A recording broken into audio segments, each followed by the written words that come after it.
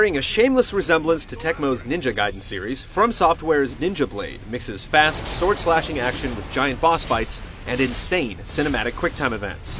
Can it match the series it undoubtedly attempts to emulate, or does it whiff on the fatal strike?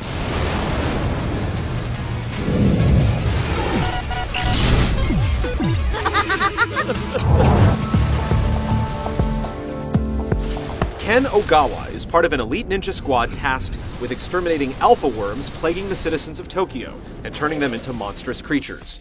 After an early mission, the team is betrayed by their infected leaders, and Ogawa tries to fight back with the legendary Ninja Blade. He lacks the ability to break its seal, and his own father turns the sword against him, leaving him for dead. Ken must soldier on to save Tokyo from the alpha worms and unlock the secrets of the Ninja Blade and his own special blood. It's generic monster movie fare with plenty of melodramatic moments, cheesy dialogue, and a fist-pumping American agent who guides Ken to the central hive. We're counting on you, kid. It can be entertaining, but not usually in the way the developers intended. What the hell? What the hell? No, wait. Don't!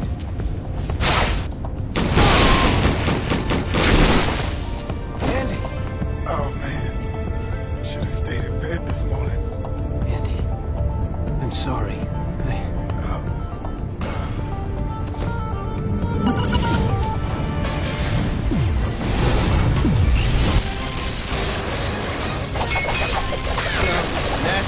Ninja Blade takes you through 9 missions across Tokyo rooftops, alpha worm tunnels, and even a zombie-hijacked plane. The pacing tends to favor big, showy centerpieces. There are 3 to 4 boss fights per level, and you'll spend a lot of time in rail shooting sequences and extended QuickTime events. The level design can feel somewhat repetitive as well, and Mission 7 is the biggest offender, as it mashes together earlier stages so blatantly that the achievement for completing it is titled Deja Vu. There are no mid-level save points either. You better plan ahead, as missions are usually more than an hour long. Your arsenal is composed of 3 sword types and 3 ninjutsu spells. There's a standard katana, good for most situations, a pair of twin knives that can be unleashed in a flurry of attacks and reflect projectiles, and the heavy stone render, which is used to break through the enemy shields. Unfortunately, the Ninja Blade that replaces your main sword later in the game drains your health after a few moments, forcing you to rely more on your secondary weapons in the late going. You realize that sword is toxic to non-human blood types, don't you? Ken's elemental ninjutsu include a wind spell to blow out flames, a fire spell to burn away obstacles, and lightning to stun enemies.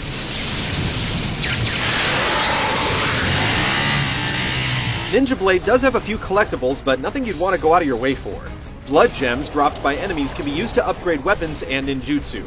Tucked away in each level are emblems to decorate your forehead protector, as well as some of the ugliest alternate costumes we've ever seen, including a clown outfit, pink flower prints, and bright hearts.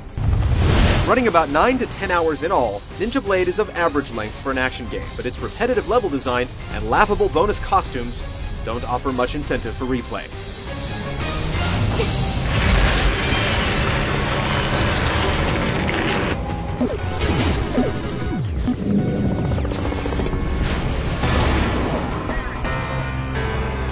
Ninja Blade is pretty straightforward. You slice through groups of enemies to advance and traverse levels by wall running, grappling across gaps, or breaking holes through weakened structures.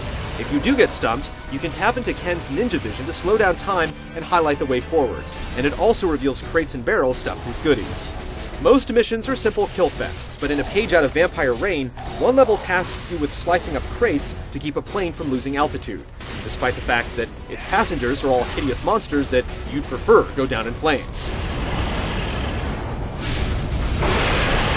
Combat is similar to other action games like Devil May Cry or again Ninja Gaiden, but without as much depth or difficulty. As long as you're using the right weapon, enemies don't put up much resistance, and there's little need to block or counterattack. Boss fights with giant spiders, crabs, and snails offer a bit more challenge, but even that is largely negated by abundant first aid sprays and adrenaline boosts for players to stockpile. QuickTime events are a big part of Ninja Blade, taking up about a quarter of the game. They're in nearly every cinema, they finish up all the major boss fights, and there are even mini-sequences to finish off minor enemies. Rather than reacting as fast as possible though, you have to time your inputs to match a constricting circle. It can take some getting used to, and it's easy to fail an input by pressing the button too soon. But failure simply rewinds the sequence a few steps for you to retry. Just like its theme, main character, and just about everything else, Ninja Blade's gameplay is completely derivative and taken from someone else's hard work.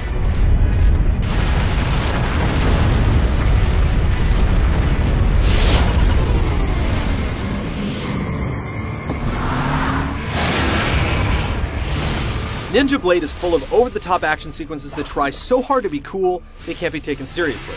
Ken performs such daring stunts as surfing a missile to redirect it towards an enemy, riding a motorcycle up the side of a building, and stopping a crashing plane with his bare hands. The game rarely looks better than average, and there are clearly some cut corners with street traffic represented by simple red and white dots. Why there's so much traffic in an evacuated section of Tokyo is never explained. Voice work jumps back and forth between Japanese and English, depending on present company, but Ken's two actors don't really sound like the same person. Where's my father? ここは私が。いいよ。 The game also has its fair share of unsightly glitches, including enemies that can't follow you into a hallway, or who get stuck floating in the air. Rest in peace.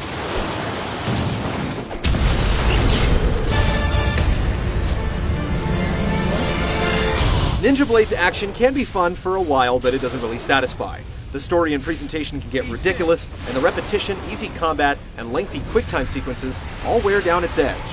Worst of all, it's a complete ripoff of the Ninja Gaiden series, and we wonder why there aren't laws to protect such a blatant theft of creativity. I don't believe it. Kid, you are something else. Father would be proud.